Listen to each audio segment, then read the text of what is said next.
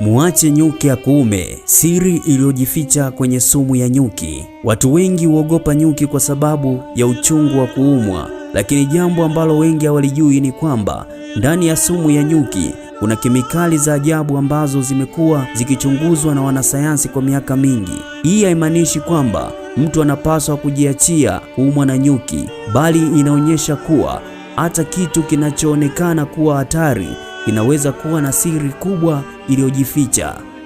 Kabla sijakuletea visa hivi, naitwa Daudi Michael Mwaluko. Ungana nami kuanzia mwanzo mpaka mwisho wa kipindi hiki. Kumbuka kusubscribe, kulike, kucomment na kushare kwa wengine ili wapate kujifunza zaidi kuhusiana na makala haya. Ni kila siku naachia 3, asubuhi, mchana mpaka jioni unakuwa umejipatia makala yako. Kwa nini upitwe kujifunza zaidi? Subscribe ili kupata updates mbalimbali za kila siku. Nyuki hutoa sumu kwa nini?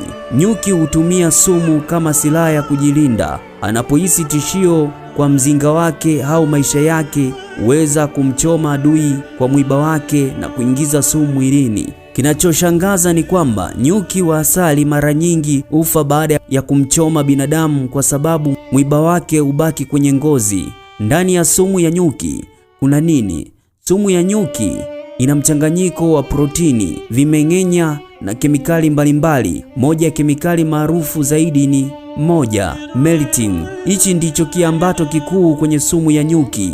Melittin ndio inasababisha maumivu, wekundu wa uvimbe baada ya kuumwa, lakini pia inavutia sana watafiti kwa sababu ina uwezo wa kuathiri seli mbalimbali za mwili. 2. Apamine ni kemikali inayoathiri mfumo wa neva. Wanasayansi wamekuwa wakichunguza jinsi ya kemikali hii inaweza kusaidia kuelewa magonjwa yanayohusiana na ubongo. 3. Phospholipase A2. Hii ni enzyme inayochangia mwitikio wa kinga mwilini na pia husababisha mwili kutambua kwamba umejeruhiwa. Kwa nini kuumwa na nyuki huuma sana? Baada ya sumu kuingia mwilini, mwili huanza kutoa kemikali za kinga kama histamine. Histamine husababisha maumivu, kuwashwa, wekundu, kuvimba. Hii ndio sababu ya sehemu iliyoumwa kuonekana kuvimba ndani ya muda mfupi, siri ambayo watu wengi hawajui. Kwa karne nyingi, baadhi ya jamii duniani zinatumia sumu ya nyuki katika tiba za asili.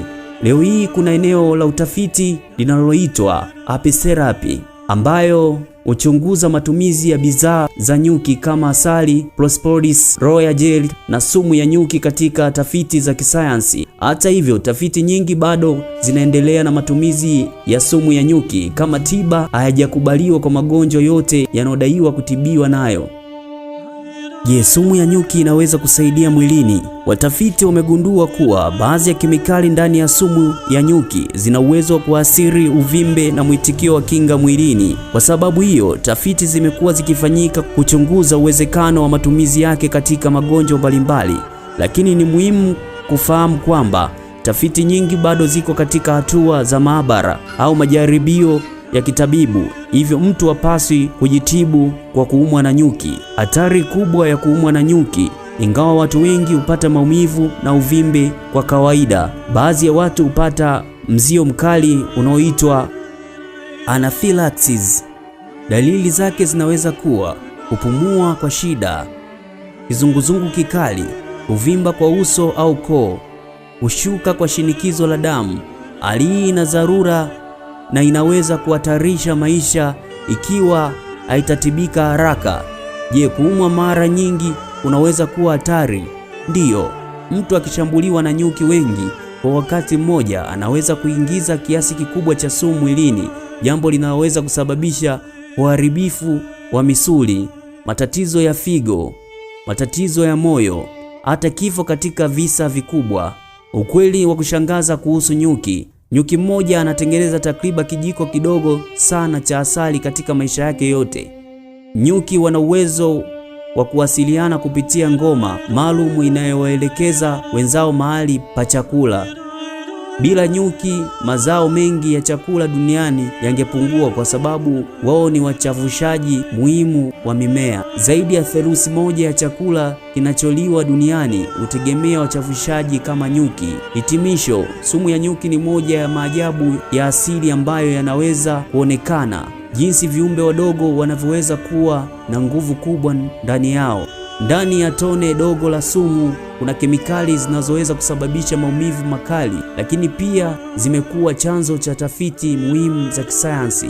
Hivyo, siri iliyojificha kwenye sumu ya nyuki si kwamba ni dawa ya miujiza, bali ni kwamba ndani yake kuna kemikali zinazovutia sana watafiti duniani. Hata hivyo, kuumwa kwa nyuki si njia ya matibabu, na kwa baadhi ya watu unaweza kuwa hatari kubwa ya kiafya. Swali la kusisimua: je, unajua kuwa nyuki akikuuma mara moja unaweza kupoteza maisha yake, lakini mzinga mzima unaweza kuendelea kuishi na kufanya kazi kama hakuna kilichotokea?